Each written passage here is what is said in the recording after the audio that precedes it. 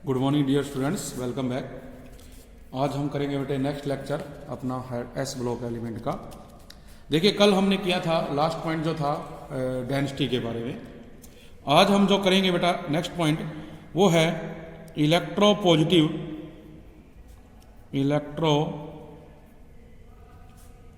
Positive और metallic character. वे electro positive और जो मेटालिक करेक्टर है उसके बारे में जो एस ब्लॉक एलिमेंट है। तो क्या कहा जाता है बेटे, भी all the alkali metals are strongly, भी जितने भी एल्कली मेटल हैं वो स्ट्रांगली इलेक्ट्रोपॉजिटिव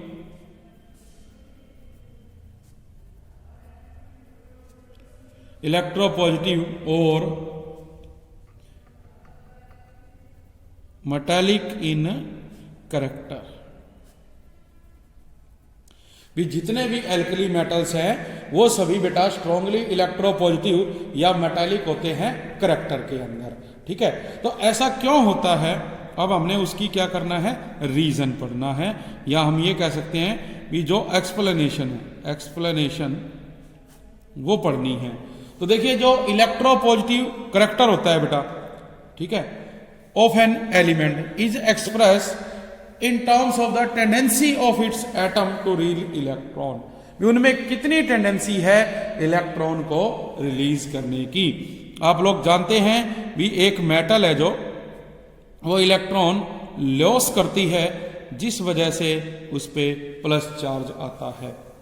और हम ये देखें भी जो एल्कली मेटल्स हैं उनकी बेटे लो आयोनाइजेशन एंथैल्पी होती है।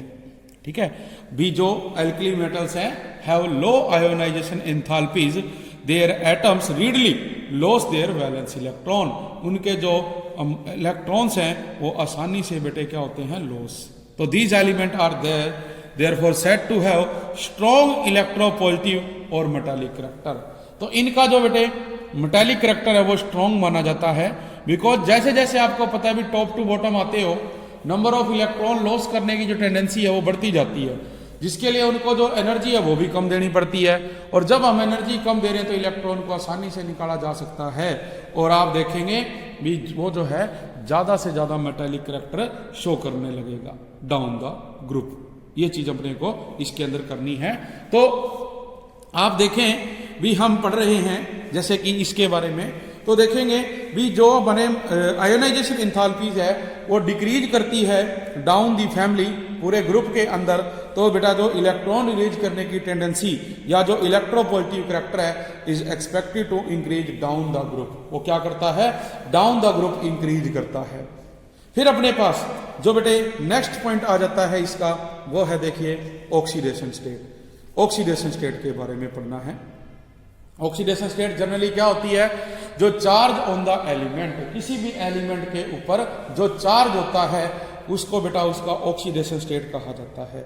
तो जितने भी एल्कली मेटल्स हैं जैसे कि हम पढ़ चुके हैं भी, जिस ग्रुप का एलिमेंट है वही जो उसका ऑक्सीडेशन नंबर है वो होगा।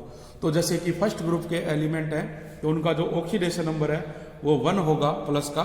ठीक है, तो कैसे होगा, क्योंकि देखिए जितने भी एल्कली मेटल्स हैं उनके अंदर बेटा वैलेंस सेल में एक ही इलेक्ट्रॉन होता है, and therefore they can loss the single valence electron. वो आसानी से क्या करते हैं, उस सिंगल वैलेंस इलेक्ट्रॉन को लॉस करते हैं, and therefore acquire the +1 charge. और वो +1 जो चार्ज है वो एक्वायर करते हैं, किस लिए, ताकि अपने आप को वो नोबल गैस में कन्वर्ट कर सके। तो वो जैसे ही एक इलेक्ट्रॉन लॉस करेंगे नोबल गैस में कन्वर्ट हो जाएंगे। तो हम देखें ये अपने पास एल्कली मेटल्स में lithium, sodium, potassium, rubidium, caesium, ये जो है सभी एक इलेक्ट्रॉन जब लॉस करते हैं तो इनके ऊपर चार्ज आता है +1। इसलिए हम कहेंगे भी जो एल्कली मेटल्स हैं ये यूनिवैलेंट है और ये बेटे 1 इलेक्ट्रॉन होने की वजह से आयनिक कंपाउंड्स बनाते हैं। तो ये ऑक्सीडेशन स्टेट है। नेक्स्ट पॉइंट है कैरेक्टरिस्टिक्स फ्लेम कलरेशन। जब हम इन एल्कली मेटल से बने साल्ट को बर्न करते हैं तो बेटा ये एक कलर प्रोड्यूस करते हैं। जो फ्लेम है जब वो जलते हैं तो उस फ्लेम में एक कलर प्रोड्यूस होता है। तो कहने का मतलब है we all the alkali metals and their salts impart characteristics flame colouration. ठीक है, तो ऐसा क्यों होता है? देखिए कि जो एल्कली मेटल्स है बेटा, उनके अंदर देखो वेरी लो आयोनाइजेशन एंथैल्पी होती है, और जब इनकी आयोनाइजेशन एंथैल्पी क्या है, वेरी लो है, तो जो एनर्जी है from the flame of Bunsen burner is sufficient to excite the electron of alkali metal to higher energy level. भी जो एल्कली मेटल का इलेक्ट्रॉन है वो एक्साइट होके लोअर लेवल से हायर लेवल में चला जाता है।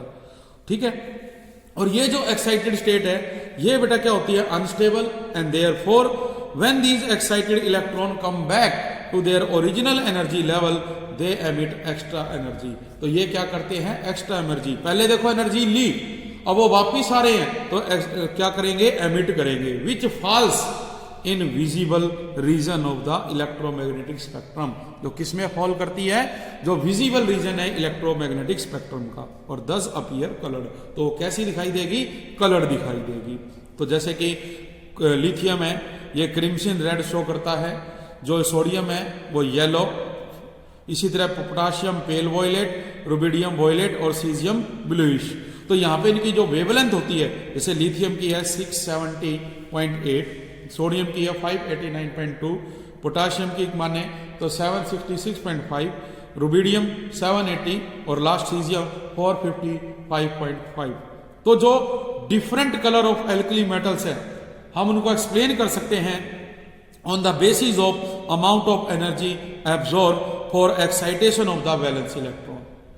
देयरफॉर जो एल्कली मेटल्स हैं बेटा हम उनको डिटेक्ट कर सकते हैं by the respective flame test के द्वारा, और हम डिटरमाइन करेंगे बाय फ्लेम फोटोमेट्री और एटॉमिक एडजॉर्प्शन स्पेक्ट्रोस्कोपी की सहायता से। नेक्स्ट पॉइंट है photo electric effect. Photo electric effect क्या होता है? दो फोटो इलेक्ट्रिक इफेक्ट है बेटा, आपको पता ही है, हमने जो अपना सेकंड चैप्टर था वहां पर इसके बारे में डिस्कस किया था। और जितने भी एल्कली मेटल्स है वो बेटा क्या कर रहे हैं, एमिट करते हैं radiations strike on their surface. जब जो एमिट करते हैं इलेक्ट्रॉन्स, जब रेडिएशन स्ट्राइक करती है इनके सरफेस के ऊपर, तो ये जो फिनोमिना है of emission of electrons when electromagnetic radiation strike against them, जब इलेक्ट्रोमैग्नेटिक जो रेडिएशन है वो स्ट्राइक करेगी उसके ऊपर, तो इसको कहा जाता है फोटो इलेक्ट्रिक इफेक्ट, जो कि हमने यूनिट 2 में पढ़ा। देयरफॉर जो एल्कली मेटल्स हैं वो एग्जिबिट करते हैं फोटो इलेक्ट्रिक इफेक्ट। इसकी एक्सप्लेनेशन में हम क्या पढ़ेंगे, भी जो एल्कली मेटल्स हैं उनकी आयोनाइजेशन एनर्जी बेटा क्या होती है, लो, और जब लो आयोनाइजेशन एनर्जी है इनकी, तो जो इलेक्ट्रॉन्स है वो इजीली इजेक्ट हो जाएंगे व्हेन एक्सपोज टू लाइट, क्योंकि लाइट से जब उनको क्या मिलेगी, एनर्जी, और हम कह रहे हैं भी थोड़ी एनर्जी चाहिए, तो जब उनको थोड़ी एनर्जी मिलेगी तो आसानी से बेटा क्या होंगे, वो इलेक्ट्रॉन लॉस करेंगे। तो जितने भी हमारे एल्कली मेटल्स हैं, caesium has the lowest ionization enthalpy and hence it can show photo electric effect to the maximum extent. ये सबसे ज्यादा जो मैक्सिमम इफेक्ट है वो शो करती है, कौन, सीजियम। नेक्स्ट आ जाता है बेटा इसके बाद लैटिस एंथैल्पी। लैटिस एंथैल्पी जो प्रॉपर्टी है इसमें बेटा देखिए क्या होगा, लैटिस एंथैल्पी में भी जो एल्कली मेटल साल्ट्स हैं वो कंसिस्ट करते हैं कटायन एंड अनायन। भी कटायन और अनायन है, लाइक आप मान लीजिए सोडियम क्लोराइड है, तो सोडियम क्लोराइड में सोडियम तो कटायन है और जो क्लोरीन है वो अनायन होता है, जो कि आपस में जुड़े होते हैं एक strong electrostatic force of attraction के कारण। तो देयरफॉर जो lattice enthalpy of alkali metals हैं वो वेरी हाई होती है, और जब इनके बीच में जो लैटिस एंथैल्पी वो वेरी हाई होगी तो it is defined as be what is lattice enthalpy.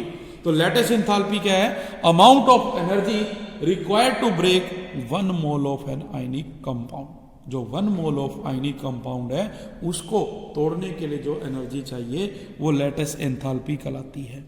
तो आप मान के चलिए आपके पास एक आयनिक कंपाउंड है MX, इसको हमने लैटिस एंथैल्पी दी तो ये टूट के एक तो देता है मेटल प्लस और एक देता है Meta halide ion X minus.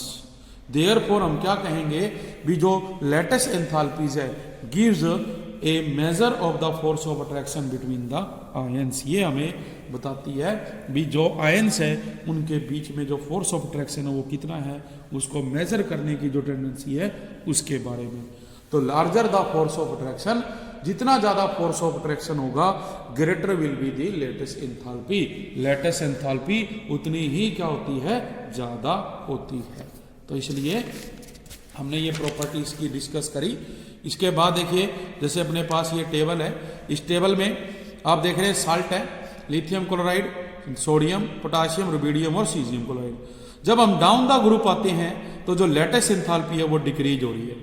तो सबसे ज्यादा हमने क्या कहा भी, अभी आपने पढ़ा था भी जिसकी बेटा क्या होगी, लेटेस्ट एंथैल्पी ज्यादा होगी उनमें फोर्स ऑफ अट्रैक्शन ज्यादा होगा। तो इसका मतलब जो लिथियम क्लोराइड है इसके अंदर फोर्स ऑफ अट्रैक्शन ज्यादा होगी, क्योंकि इसकी देखो लेटेस्ट एंथैल्पी की वैल्यू सबसे ज्यादा दे रखी है, जबकि सीजियम क्लोराइड में जो लेटेस्ट एंथैल्पी है वो सबसे कम दे रखी है अपने को। सिमिलरली जो latest enthalpy of ionic solids हैं हैविंग सेम कटायन, जिनमें कटायन सेम है, वो डिक्रीज करती है with increase in size of the anion. Example देखो sodium fluoride, sodium chloride, sodium bromide, sodium iodide. अब यहां पे जो अपने पास क्या है, हैलाइड आयन है, मतलब कटायन तो देखो सेम है सभी में, लेकिन जो अपने पास अनायन है उसका साइज इंक्रीज हो रहा है, और जैसे जैसे उसका साइज इंक्रीज होगा जो लेटेस्ट एंथैल्पी है वो डिक्रीज होती जाएगी। तो देखो सोडियम फ्लोराइड में तो थी बेटे 894.5, जबकि सोडियम आयोडाइड में है 668.8 किलो जूल पर मोल। इसका मतलब ये क्या कर रही है, डिक्रीज कर रही है डाउन द ग्रुप। तो ये क्या थे बेटे, अपनी फिजिकल प्रॉपर्टीज थी जिसके अंदर हमने जो कुछ पॉइंट्स थे उनके बारे में डिस्कस किया। अब अपना जो नेक्स्ट टॉपिक आ जाता है वो है बेटे केमिकल प्रॉपर्टीज के बारे में। भी जो केमिकल प्रॉपर्टीज है उनके बारे में हमने डिस्कस करना है। तो केमिकल प्रॉपर्टी देखिए, केमिकली ये किसके साथ कैसे क्या बिहेव करेगी, तो बेटा हम ये पढ़ेंगे भी जो केमिकल प्रॉपर्टीज हैं भी एल्कली मेटल्स जो है बेटे ये एग्जिबिट करती है हाई केमिकल रिएक्टिविटी। इनकी जो रिएक्टिविटी है वो हाई होती है, और this is due to their low ionization enthalpy. एक तो किस वजह से भी, इनकी जो आयोनाइजेशन एंथैल्पी है वो लो होती है, और number 2 low enthalpy of atomization. एक इनकी जो एंथैल्पी ऑफ एटोमाइजेशन है वो भी क्या होती है, लो। तो जैसे जैसे जो बेटे वैल्यू ऑफ आयोनाइजेशन एंथैल्पी है डिक्रीज करेगा down the group from lithium to caesium, जो रिएक्टिविटी ऑफ एल्कली मेटल है वो भी इंक्रीज करेगी फ्रॉम लिथियम टू सीजियम। तो इसके बेस पे हमारे पास कुछ रिएक्शंस हैं। जैसे रिएक्शन में अगर हम करें, जैसे फर्स्ट है रिएक्टिविटी टुवर्ड्स एयर और ऑक्सीजन। भी जब हम इन एल्कली मेटल्स को एयर या ऑक्सीजन के साथ रिएक्ट करवाते हैं, आप लोगों को पता है छोटी क्लास में हम पढ़ के आए हैं 10th क्लास में भी, why should kerosene is emerge, sorry why should sodium metal is emerge in kerosene oil. Kerosene oil में हम सोडियम को डिप करके रखते हैं वाई, तो उसका कारण भी आपको पता है, because this is very reactive. तो यहां पे भी अपने पास वही है भी, हमारे को क्या दे रखा है भी, जितनी भी एल्कली मेटल्स हैं वो टार्निश हो जाएंगी on exposure to air and moisture, जब हम उसको एयर और मॉइस्चर में एक्सपोज करते हैं। तो आपके पास है जैसे मेटल, आपने क्या किया, ऑक्सीजन के साथ रिएक्ट करवाया बेटा, तो क्या बनाएगा, ये मेटल ऑक्साइड बना देगा। हम इस मेटल ऑक्साइड को फर्दर वाटर के साथ रिएक्ट करवाएं तो ये मेटल हाइड्रोक्साइड बना देता है, और इस मेटल हाइड्रोक्साइड में आप फर्दर कार्बन डाइऑक्साइड डालेंगे तो ये मेटल कार्बोनेट प्लस में वाटर बना देगा। तो कहने का मतलब ये है भी, जब हम हीट करते हैं इन एक्सेस ऑफ एयर और ऑक्सीजन, ये बर्न करते हैं विग्रेसली और forming different type of oxide, different type of oxide बनाते हैं जो डिपेंड करते हैं नेचर ऑफ मेटल के ऊपर। तो आप देखें भी, lithium form monoxide, sodium form peroxide, other element form superoxide etcetera. तो जैसे एग्जांपल हमारे पास है लिथियम प्लस O2, ये बन गया बेटा lithium monoxide, sodium plus O2 sodium पर ऑक्साइड। तो ये हमारे पास आया। तो इसका मतलब क्या हुआ, आपने क्या देखा भी, all the alkali metal form 3 type of oxide. जो एल्कली मेटल है वो 3 टाइप के बेटे ऑक्साइड बनाते हैं। एक तो आएगा नॉर्मल ऑक्साइड जो कंटेन करते हैं oxide ion, peroxides containing peroxide ion, और एक है बेटा सुपर ऑक्साइड जो क्या करेंगे, सुपर ऑक्साइड आयन को कंटेन करते हैं। और इसके साथ मिलकर वो बॉन्ड फॉर्मेशन करेंगे। नेक्स्ट आ जाता है इसके बाद रिएक्टिविटी टुवर्ड्स वाटर। वाटर के साथ हम जब रिएक्टिविटी करते हैं एल्कली मेटल्स की, तो जो एल्कली मेटल्स हैं वो क्या करते हैं बेटे, हाइड्रोक्साइड बनाएंगे और जो हाइड्रोजन गैस है वो इवोल्व होएगी। आप देखें भी मेटल है, हमने वाटर में डाला तो देखो मेटल क्या हुआ, आयनिक हो गया प्लस, और जो OH है उसने ले लिया माइनस, जबकि H2 गैस क्या हो रही है, इवोल्व हो रही है। अब मान के चलें भी ये मेटल क्या है, सोडियम है, और वाटर में रिएक्ट करवा रहे हैं, क्या बनाया इसने, सोडियम आयन प्लस में OH, और अगर इसको कंबाइन करें तो ये सोडियम हाइड्रोक्साइड बनेगा, जबकि जो हाइड्रोजन गैस है वो इवोल्व हो रही है। इसी प्रकार हम पोटाशियम को करें तो ये potassium hydroxide, hydrogen gas evolve हो रही है। तो ये याद रखना, नोट करके रखना भी जो लिथियम है has most negative E0 value, भी जो इलेक्ट्रोड पोटेंशियल की वैल्यू है लिथियम की वो सबसे ज्यादा नेगेटिव होती है। तो जो इसकी रिएक्शन है विद वाटर वो लेस विगरस है then that with sodium, sodium के कंपैरिजन में, because which has least E0 value among alkali metals. तो जो लिथियम है रिएक्ट समवट स्लोली, ये रिएक्ट करेगा धीरे, जबकि जो सोडियम है वो बहुत विगरसली क्या करेगा बेटा, रिएक्ट करेगा। ठीक है, तो हमने ये स्टडी करना है। तो इसका मतलब ये हुआ भी जो हमारे पास सोडियम है इसीलिए उसको क्या किया जाता है, कैरोसिन में या पेट्रोलियम ईथर के अंदर डिप करके रखा जाता है। और जो हाइड्रोक्साइड्स ऑफ एल्कली मेटल्स है बेटे ये स्ट्रांगली बेसिक होते हैं, और जो स्ट्रेंथ ऑफ द बेस है वो इंक्रीज करती है डाउन द ग्रुप, मतलब जो सीजियम हाइड्रोक्साइड है उसकी स्ट्रेंथ सबसे ज्यादा होती है। फिर हम मेरा करते हैं third point, reactivity towards hydrogen. जब हम इनको क्या करेंगे बेटे, रिएक्ट करवाएंगे हाइड्रोजन के साथ तो क्या होता है। अब आपको पता है भी एल्कली मेटल्स सभी रिएक्ट करेंगे हाइड्रोजन के साथ एट अबाउट 673 केल्विन टेम्परेचर पे, और क्या बनाएंगे, हाइड्राइड बनाएंगे। तो मेटल है वो हाइड्रोजन से जुड़ेगा एट 673 केल्विन टेम्परेचर, तो बेटा वो मेटल हाइड्राइड बनाता है। जैसे कि आप लिथियम ले लीजिए, सोडियम ले लीजिए, हाइड्रोजन के साथ जुड़ेगा। तो जो रिएक्टिविटी ऑफ एल्कली मेटल्स हैं विद हाइड्रोजन वो डिक्रीज करती है from lithium to caesium. It means जो लिथियम हाइड्राइड है वो ज्यादा रिएक्टिव है as compare to caesium hydride. Number 2, जितने भी एल्कली मेटल हाइड्राइड्स हैं वो सभी आयनिक सॉलिड्स होते हैं जिनका मेल्टिंग पॉइंट हाई होता है, जबकि जो ionic character of the hydrides है वो डिक्रीज करता है from lithium hydride to caesium hydride. Third point की बात करें भी जो स्टेबिलिटी ऑफ हाइड्राइड है वो डिक्रीज करती है फ्रॉम लिथियम टू सीजियम। तो दिस रीजन, इसका कारण क्या है भी जो size of the alkali metal है वो इंक्रीज करता है फ्रॉम लिथियम टू सीजियम। तो जो मेटल हाइड्रोजन बॉन्ड है वो बेटा वीक होता जाता है जैसे जैसे साइज इंक्रीज करेगा, तो जो स्टेबिलिटी ऑफ हाइड्राइड है वो डिक्रीज हो जाएगी। और लास्ट में देखो क्या करें भी जो हमारे पास ये हाइड्राइड्स होते हैं ये प्रोटॉन डोनर है, सच एज अल्कोहल हो गया, गैसियस अमोनिया और अल्काइंस हो गई। इसी प्रकार देखो नेक्स्ट पॉइंट हमारा बेटा जो आता है वो है रिएक्टिविटी विद हैलोजेंस। हैलोजेंस के साथ जुड़ के ये हैलाइड्स बनाते हैं। जैसे हम साल्ट की बात करें, सोडियम क्लोराइड, पोटाशियम क्लोराइड, ठीक है, तो ये सभी क्या है बेटा, साल्ट्स है, और ये हैलोजेंस के साथ जुड़ते हैं। तो देखो कंपाउंड कैसा बनेगा, कंपाउंड बनेगा MX टाइप का, जिसमें मेटल पे प्लस चार्ज है और X पे क्या है, माइनस चार्ज। तो हमने क्या किया, देखो हम अगर सोडियम को क्लोरीन से रिएक्ट करवाएं तो ये सोडियम क्लोराइड बनाते हैं। और जो ये रिएक्टिविटी ऑफ हैलोजेंस है टुवर्ड्स एल्कली मेटल वो बेटे इंक्रीज करती है डाउन द ग्रुप।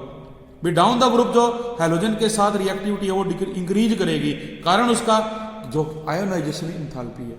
हमने पढ़ा भी टॉप टू बॉटम आते हैं, आयोनाइजेशन इंथैल्पी कम होती जाती है, मतलब इलेक्ट्रॉन को निकालने के लिए थोड़ी एनर्जी देनी पड़ती है।